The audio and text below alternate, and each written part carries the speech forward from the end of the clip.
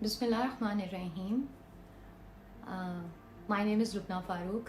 आज मैं आप लोगों से जो चीज़ डिस्कस करने आई हूँ that is not related to my work. ये एक बहुत ही इंटरेस्टिंग वीडियो का पे रिव्यू है, जो कि मैंने सोचा था, और जब भी मैंने किसी से एडवाइस ली तो उन्होंने बोला कि यार दफ़ा करो, क्या ज़रूरत है बोलने की, you belong to a very respectable family, तुम्हारी और तुम्हारे ख़ानदान की एक इज़्ज़त है। और हमारे यहाँ ये अब चीज़ बन चुकी है कि व्हेन यू से समथिंग इन सोशल मीडिया तो आपका बड़ा ट्रोल शुरू हो जाता है, और आप किसी को एक बात कहें तो 10 बातें आपको सुननी पड़ती हैं। तो बिल्कुल आम लोगों की तरह मुझे लगा कि हाँ यार, अपनी इज़्ज़त बचाने के लिए तो खामोश रहना चाहिए, दफ़ा करो, जो हो रहा है अल्लाह ताला पूछ लेंगे जिसने भी गलत किया होगा। तो मैं खामोशी थी। लेकिन आज जो नादिया ख़ान का चैनल है आउट स्टाइल, उन पे और उनके ब्रांड न्यू हस्बैंड का जो इंटरव्यू आया, उसके बाद मुझे बहुत अंदर से फीलिंग आई कि भाई टू मच हो गया, और ये तो बड़ा मिसलीड कर रहे हैं, और ये तो करे जा रहे हैं। चलो यार, शादी की वीडियो आई, ठीक है, मॉर्निंग शो पे नादिया ख़ान जो कह रही हैं ठीक है, फैसल साहब जो अपनी स्टेटमेंट्स दे रहे हैं, चलने दो, इनकी खुशी है, खुशी मनाएं। लेकिन जो आज की वीडियो आई है उस पर मुझे काफ़ी एतराज़ है। थोड़ा सा अपना इंट्रोडक्शन आप लोगों को दे दूं। मैं फैसल राव की सेकंड वाइफ थी। Nadia Khan is the third wife on the record. Of the record मुझे नहीं पता कितनी वाइफ्स हैं उनकी, क्योंकि काफ़ी ख़वातीन क्लेम कर चुकी हैं उनकी वाइफ होने का, लेकिन on the record I was the second and Nadia Khan is the third. तो सबसे पहले मैं कोशिश करूँगी कि मैं अपने आप को बिल्कुल भी मज़लूम आप लोगों के सामने शो ना कराऊँ, क्योंकि मैं यहाँ अपनी दास्तान सुनाने के लिए और आपसे किसी किस्म की सिंपैथी लेने के लिए नहीं आई। क्यों आई am a person who is really not into getting the sympathy. मेरे लिए ज़िंदगी में अगर सबसे कोई मुश्किल काम है तो वह है लोगों की सिंपैथी लेना और अपना दुख किसी के सामने शेयर करना। तो मैं अपना दुख आपके सामने शेयर करने नहीं आई, मैं कुछ बहुत इम्पॉर्टेंट बातें करने के लिए आई हूँ, और I will try my best कि मैं ज़्यादा इमोशनल ना हूँ। और हमारे यहाँ अब एक बहुत ट्रेंड बन गया है, अजीब सा ट्रेंड बनते जा रहे हैं कि अगर कोई औरत रो पड़े अपनी कहानी सुनाते हुए तो वो तो जी अपने आंसुओं का सहारा ले रही है, और अगर वो लाउड हो जाए अपना इमोशंस एक्सप्रेस करते हुए तो यार कैसी औरत है। तो मैं कोशिश करूँगी मैं दूसरे ही ना करूँ, और मैं चीज़ों को आपके साथ बड़ा नॉर्मल रखूँ, क्योंकि अब नॉर्मल ही हो गई हैं मेरे लिए, because when you accept something then things get normal. तो जहाँ तक इंट्रोडक्शन हो रहा था तो मैं आपको बताती चलूँ कि मैं लाहौर से बिलोंग करती हूँ। मैंने मास्टर्स किया इंटीरियर आर्किटेक्चर में from national college of arts. मेरे वालिद आर्मी में कर्नल थे, और मेरे दादा भी आर्मी में कर्नल थे, नाना भी थे, तो एक आर्मी बैकग्राउंड की हमारी फैमिली थी। मास्टर्स के बाद शादी हो गई।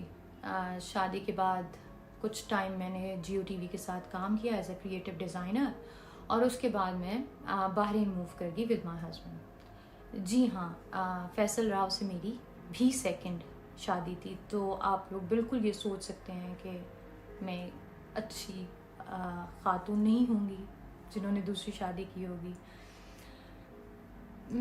मुझे तो छोड़ दें। तो जी बहरीन शिफ्ट हो गई। बहरीन शिफ्ट होने के कुछ अरसे बाद जॉब स्टार्ट की, और वहाँ पे कुछ ऐसा सिलसिला हो गया कि I had to take separation from my first husband, और उसके बाद मैं जॉब करती रही और अपने बेटे को लुक आफ्टर करती रही। मैं और मेरा बेटा रहते थे।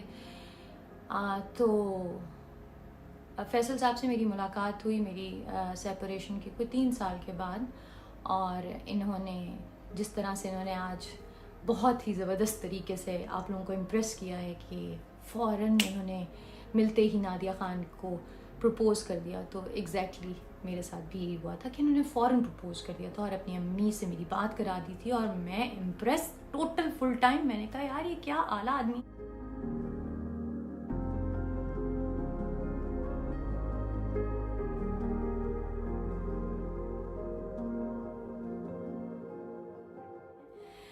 कि एक तो आर्मी बैकग्राउंड से थे, क्योंकि मेरे वालिद भी थे, तो वो एक हमेशा से इंस्पिरेशन रहे आर्मी वाले कि जी बड़े अच्छे होते हैं, सीधे होते हैं।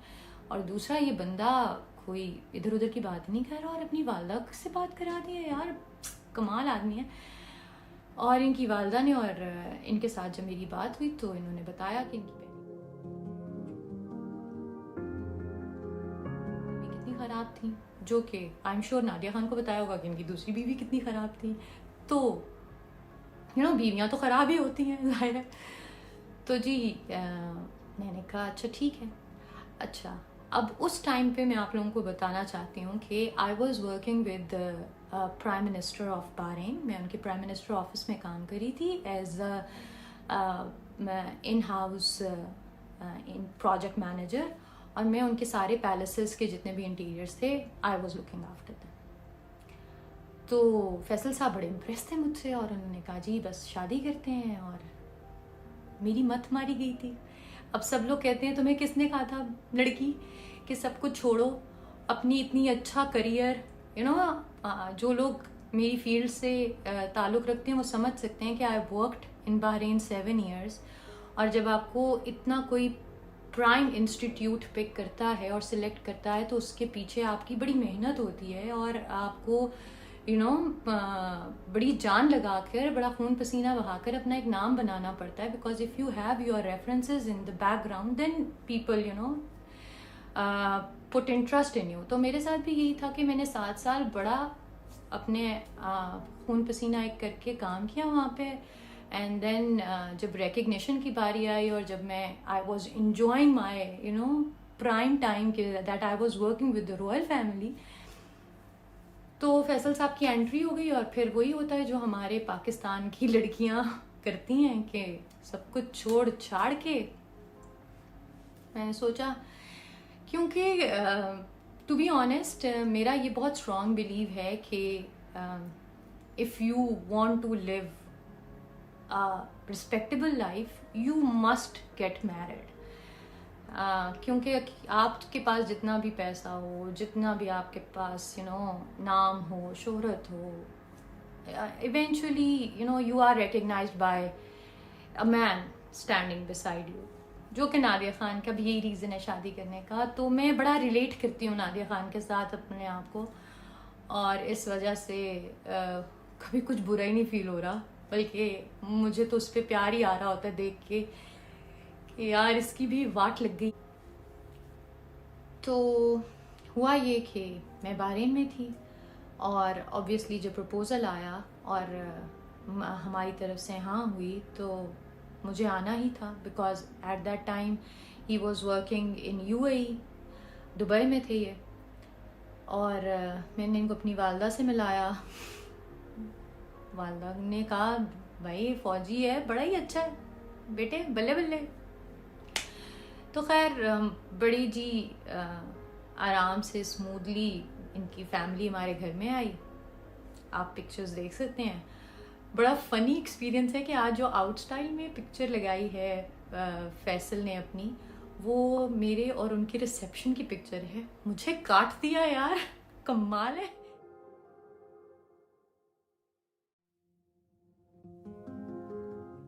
ये कोई बात होती है?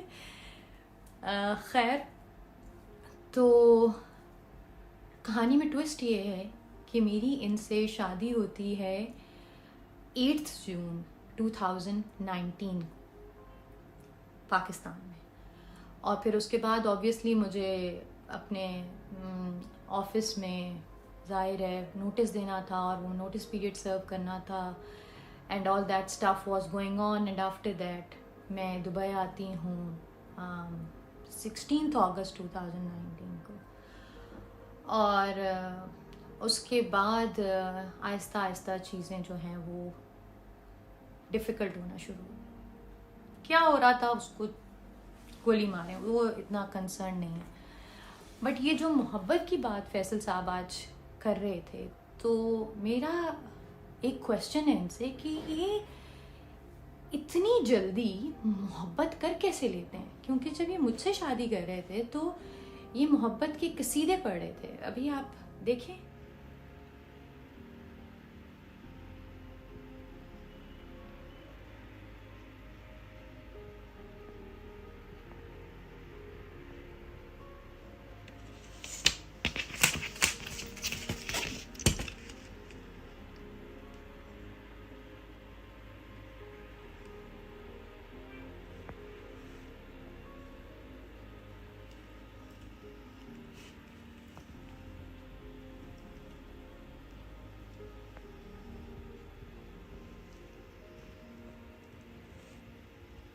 कि क्या ये मेरे लिए लिखा करते थे।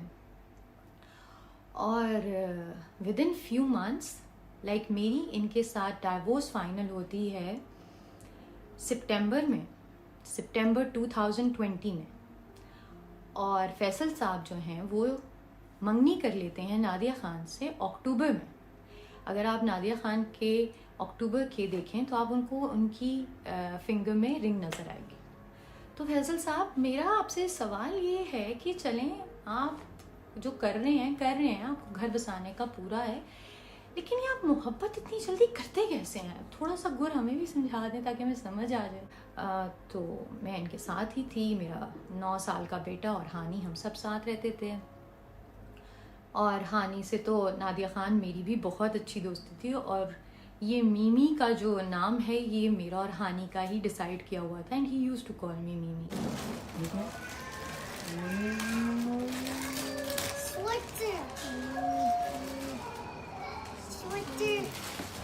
नहीं, ये मैंने बहुत सारी वो सीरीज में देखा है, सारे कॉलेज बॉयज ने पहना होता है। मैंने कहा हानी जब जाएगा। ये बहुत अच्छा है। पहन के दिखाओ। गंदा ना हो जाए वो।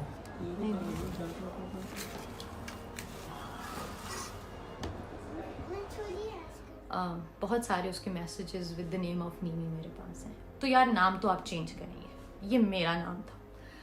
अच्छा, अब प्रॉब्लम स्टार्ट हो गई आहिस्ता आहिस्ता। मुझे लगा कि फैसल साहब के अंदर तो कोई इश्यूज़ हैं, क्योंकि ये अपने आप को बाथरूम में लॉक कर लेते थे, छोटी छोटी बातों पे घर की चीज़ें तोड़ते थे and all that issues. But वो भी मैं कहती हूँ मेरी गलती होती होगी जो करते थे ये मेरे साथ।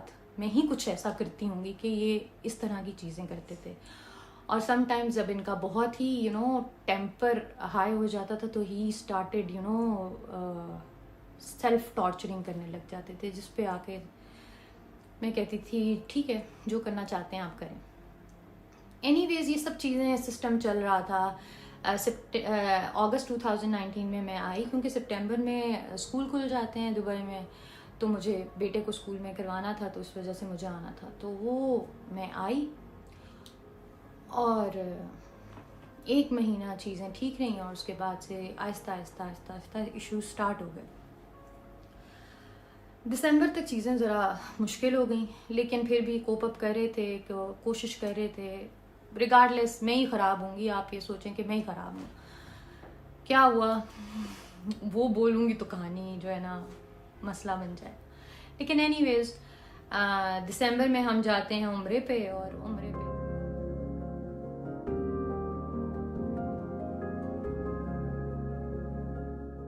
पूछती रहती थी आप कर रहे हैं तो आके हमारे दरम्यान में चीज़ें ठीक हो जाएं।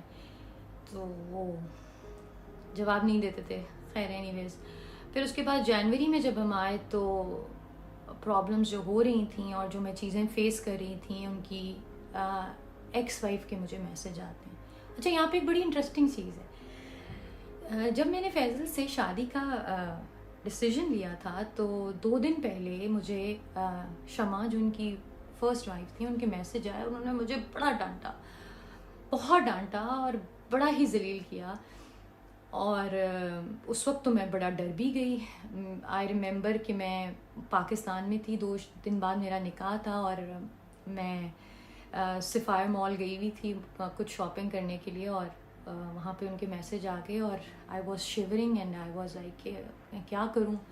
बड़ा कुछ कहा। तो जो फैसल ने मुझे कहानियाँ बताई थी उनके बारे में, मुझे लगा यार ये तो बिल्कुल सही है यार, ये तो बड़ी सख्त खातून है और ये इतना डांट रही है बगैर इसके जाने के यार अब डाइवोर्स हुई है तो शादी तो होएगी किसी ना किसी से, और मेरी क्या गलती है मेरी। एनीवेज, तो मुझे फैसल की सारी बातें सही लगी। मैंने कहा फैसल तो बिल्कुल सही कहता। तो खैर शादी हो गई और जब जनवरी में मुझे शमा के दोबारा मैसेजेस आए, शायद हानी ने डिस्कस किया होगा शमा से कि क्या हो रहा था और शमा को कुछ चीज़ें पता चली होंगी, और फिर शमा ने मुझको कुछ वॉइस मैसेजेस भेजे जिसमें से एक मैसेज मैं आपके साथ शेयर कर सकती हूँ। इसकी फितरत में औरत को अजियत देना है, जलील करना है। ये करेगा ना, उसके बाद तुम्हें सर पे चढ़ाएगा, तुम्हें दुबई मॉल ले जाएगा, सब कुछ कराएगा, लेकिन मेक श्योर करेगा कि ये तुम्हें एक डोज जरूर दे। ये सब मैं सह चुकी हूँ लुबना। अब मेरी और इसकी लड़ाई कोर्ट में, उसमें भी मैं इसकी इज्जत को खराब नहीं कर रही। मैं सिर्फ अपने हक पे लड़ी हूँ कि जो इसने मेरे नाम किया था वो मेरा हक है, और यकीन जानो वो मैं वहाँ। जब वो मैसेजेस मुझे मिले हैं तो मुझे लगा कि यार ये कोइंसिडेंस तो नहीं हो सकता ना, क्योंकि जो ये बोल रही है ये सब कुछ मेरे साथ भी हो रहा है। और क्यों हो रहा है? अगर ये गलत थी और ये खराब थी तो मेरे साथ क्यों हो रहा है? तो आई क्वेश्चनड फैसल साहब, और उनके पास जवाब नहीं थे बहुत सी बातों के, और चीज़ें और डिफ़िकल्ट होती चली गई। अप्रैल 2020 में हालात ऐसे हो गए कि फैसल साहब ने मुझे बातों बातों में ये कहना शुरू कर दिया, ये जो आपके आइकॉन बन रहे हैं, कि आप चली जाएं, आप यहाँ से चली जाएं और मैं कभी किसी से शादी नहीं करूँगा। I have his all messages and proves कि ये मुझे क्या कहते हैं। और मुझे तब तक यकीन हो गया था कि ये he doesn't want to live with me, but मेरी इंट्यूशन ये मुझे बोल रही थी कि there is something going on, जिसके बेस पे ये इतने इस वक्त पैनिक में है कि ये मुझे बोल रहे हैं कि आप चली जाएं और हम साथ नहीं रह सकते, क्योंकि मेरी जो एक्स वाइफ हैं वो हम पे काला जादू कर रही हैं, और ये जो कुछ भी मैं आपके साथ कर रहा हूँ ये मैं नहीं कर रहा, ये तो मुझ पे जादू हो रहा है। और इन्होंने जो चीज़ मेरे लिए एक्सट्रीमली आप कह सकते हैं कि स्केरी थी, वो ये था कि ये जो जादू हो रहा है इसकी बेस पे आपके बेटे को जादू के थ्रू गिरा दिया जाएगा स्टेयर से, क्योंकि हम डबल स्टोरी के विला में रहते थे, और इन्होंने कहा अगर वो स्टेयर से गिर गया लुबना। तो जब ये सारी बातें शुरू हुई और हमारे दरमियान में और काफ़ी कॉम्प्लिकेशंस होना शुरू हो गई, और फिर उसके साथ शमा के काफ़ी सारे मैसेजेस थे जिनकी से बहुत सारी चीज़ें रिवील हुई मुझे। तो एक दिन आई जस्ट डिसाइडेड कि भाई ये चीज़ें सही नहीं हो रही, क्योंकि इन्होंने ही सेपरेटेड रूम्स विद मी, और जब से मेरी शादी हुई थी और जब से मैं अलैन गई थी इनके पास, ही just confined me in one house. He never let me meet anyone. और इतना इन्होंने मेरे साथ ये किया था कि मैंने अपनी फैमिली से बात करना बंद कर दी थी, क्योंकि जब भी कुछ ऐसा होता तो ये मुझे कहते कि यार मुझे वो औरतें अच्छी नहीं लगती जो हर वक्त अपनी फैमिली से बात करती रहती हैं और फैमिली वाले उनको पट्टियाँ पढ़ाते रहते हैं, और फिर इसकी वजह से जो कपल्स उनके दरमियान में लड़ाई होती है। तो चीज़ें वैसे ही इनिशियल स्टेजेस पे थी, तो मैंने सोचा कि यार ऐसे कोई काम ही ना किया जाए जिसकी वजह से ही मैंने अपने फ्रेंड्स से बात करना बंद कर दी। मैंने सारे अपने सोशल ग्रुप्स जो थे वो मतलब लीव कर दिए। I was just living in isolation. और जब इन्होंने भी फरवरी में आके रूम भी अलग कर दिया, मैं सारा दिन घर में अकेली रहती थी। एंड क्योंकि मेरे पास तो सिर्फ यही थे बात करने के लिए, किसी भी कोलीग से, किसी भी ऑफिस के बंदे से मिलते ही नहीं थे। जो लोग हैं अलैन एयरफोर्स में, प्लीज़ उनसे खैर। तो मेरे लिए वो चीज़ बड़ी बिल्डअप हो रही थी अलॉन्ग विद दिस के जी शाफिन को कभी भी कुछ भी हो सकता है, and please don't blame me कि अगर कुछ हो गया तो।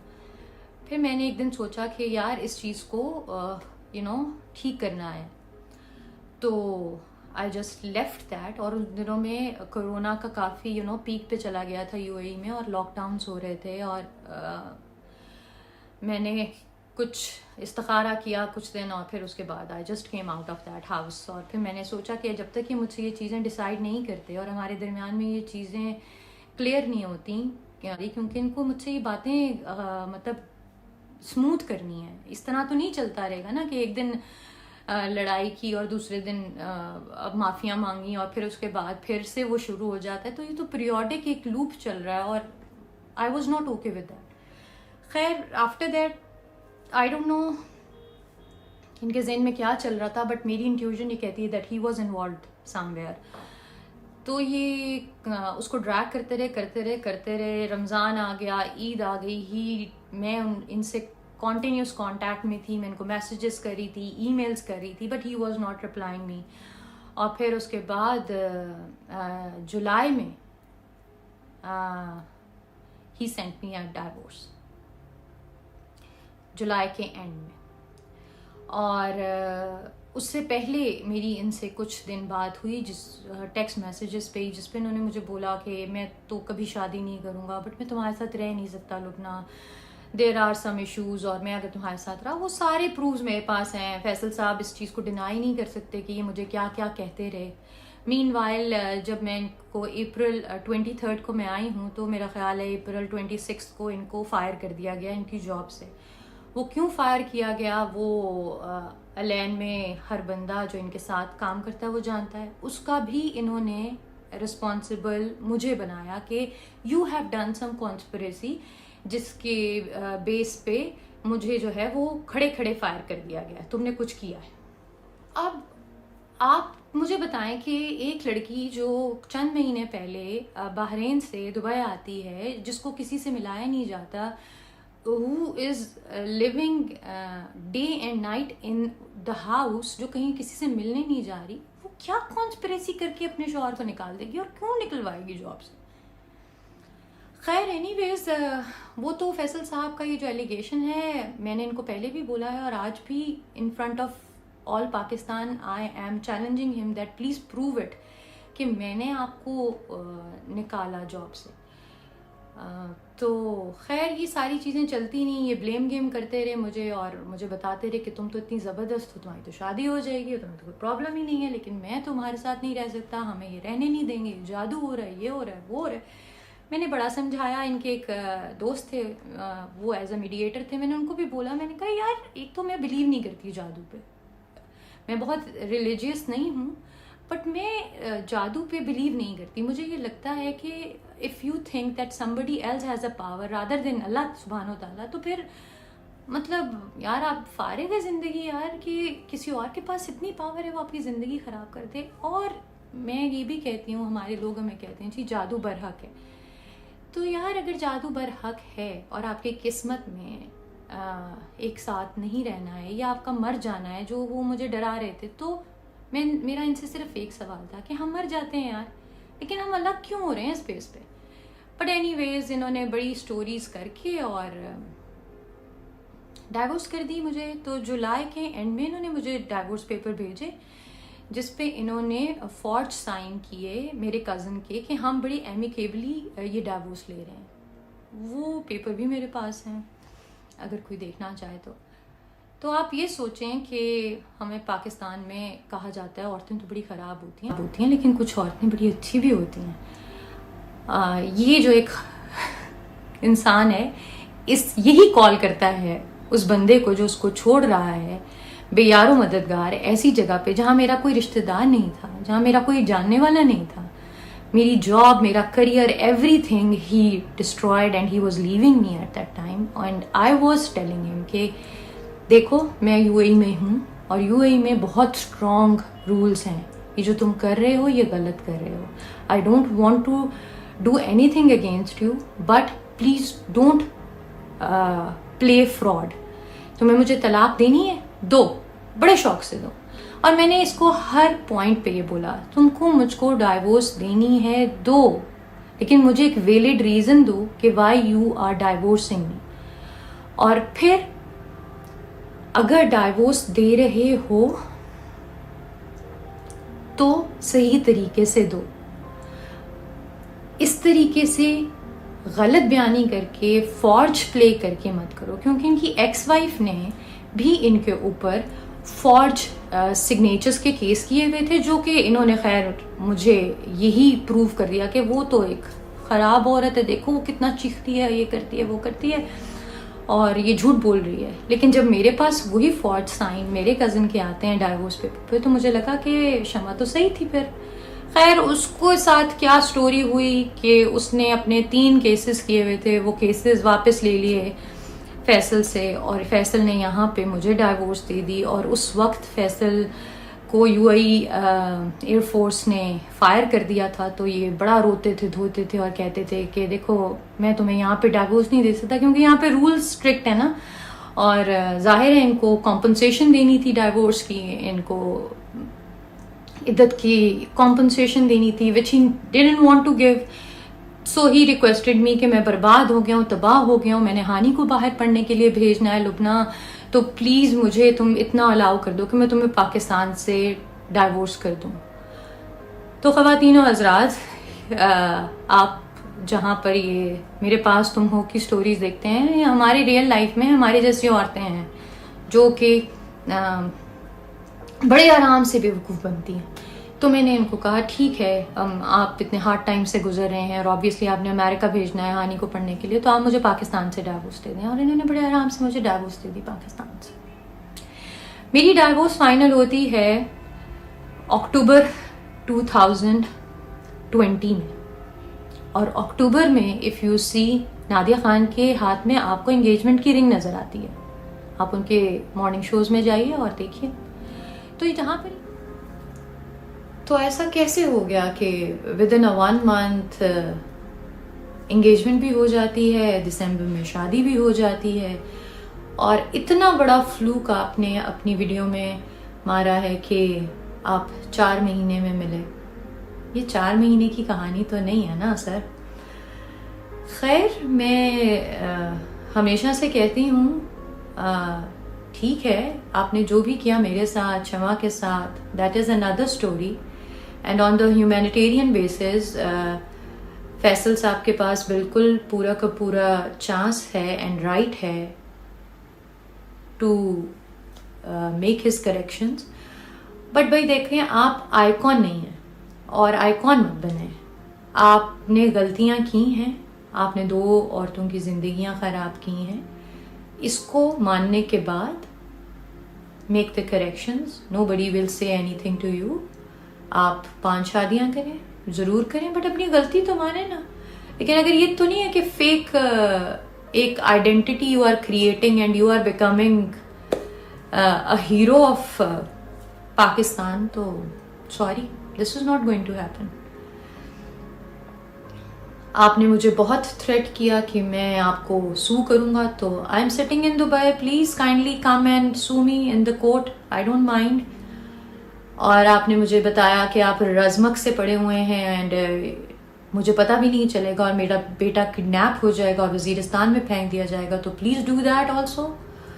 और अगर कुछ भी होता है तो I am telling on the record that you are responsible. और आपने मेरी पिक्चर्स और जो भी हमारी प्राइवेट चीज़ें थी, you threaten me to disclose that और टू इशू दैट, तो प्लीज़ गो अहेड, आप जो कर सकते हैं आप करें।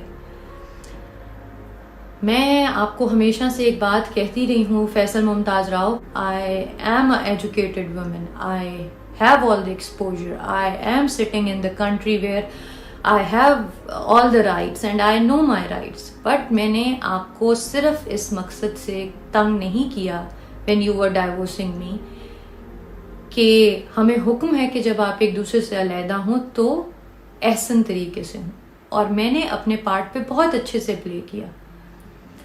वो शख्स जो मुझे 1 महीना पहले ये कह रहा है कि I don't have a place to live, और मैं तो कुछ कर ही नहीं सकता, बर्बाद हो गया हूँ, मैं बेटे को पढ़ने के लिए अमेरिका नहीं भेज सकता, तो तुम्हारी इद्दत की कॉम्पनसेशंस कैसे पे करूँ? तो फिर उसके बाद वो धूम धड़क्के से शादियां कर रहा है और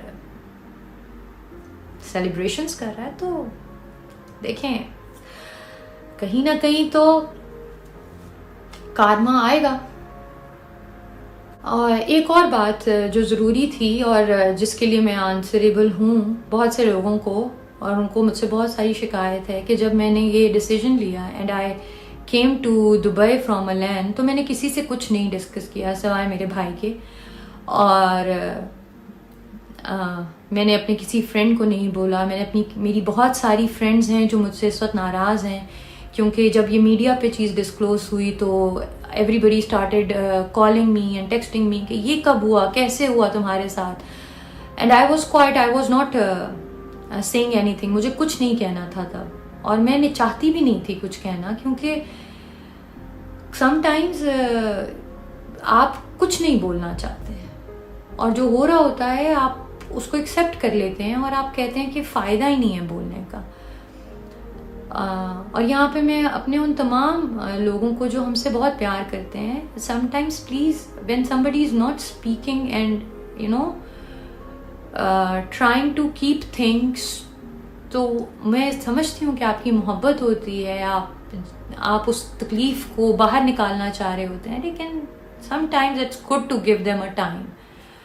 आज मेरा ख्याल है बहुत से लोगों के जो क्वेश्चंस हैं, जो बहुत से लोग मुझसे नाराज़ थे, मेरे दोस्त, रिलेटिव्स, एवरीवन, आप लोगों को आंसर मिल गया होगा। आई was not afraid, I was just not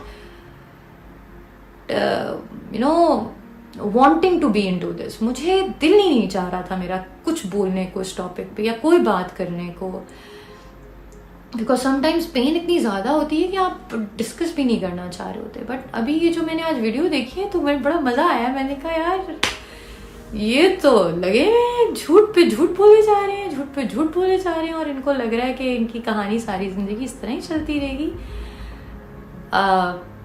please Faisal Mumtaz Rao, मेरा सिर्फ आपको एक ही रिक्वेस्ट है, I have no issues, you have divorced me, I am so thankful rather कि I am not your wife. तो बस मुझे आप लोगों से यही कहना है कि ये आइकॉन नहीं है, इन्होंने कोई बहुत बड़ा कारनामा नहीं किया। He has destroyed 2 women life. हम 2 खवातीन बैठी हैं with the same exact same experiences with Faisal, और हम ये दुआ करें कि ये नादिया खान के साथ वो सब कुछ ना करें। और आपको बिल्कुल चांस दिया जा रहा है फैसल साहब, तीसरी दफ़ा अपनी ज़िंदगी बनाने का हर बंदे को है, लेकिन आप हीरो नहीं हैं। और देख लीजिए, मैं रोई नहीं हूँ और ना ही मैंने आप लोगों को किसी भी तरीके से अपने इमोशंस के साथ ब्लैकमेल करने की कोशिश की है। तो हैव अ गुड लाइफ। आपको मैंने कोर्ट में तो नहीं ड्रैग करा, बिकॉज आपने रिक्वेस्ट किया था कि मुझे शमा ने सू किया है on many things, please don't do the same thing with me, but I am leaving you with public court. मैं फिर एक दफ़ा कह रही हूँ कि प्लीज़ आप लोग ये मत सोचें कि मैं कोई फरिश्ता हूँ, गलतियाँ मेरे में भी होंगी, लेकिन प्लीज़ ये ज़रूर सोचें कि ऐसी क्या गलती होगी जो एक इंसान 8 महीने के बाद एक औरत को छोड़ देता है। Thank you very much for watching this video and please इस किस्म की धोखेबाजियों में और इस किस्म के कॉन्स से मिसलीड मत होइए। And I have one request for all the women of Pakistan कि ट्रस्ट another women। आप चाहे किसी पे की बात माने ना माने, लेकिन उसको सुने ज़रूर।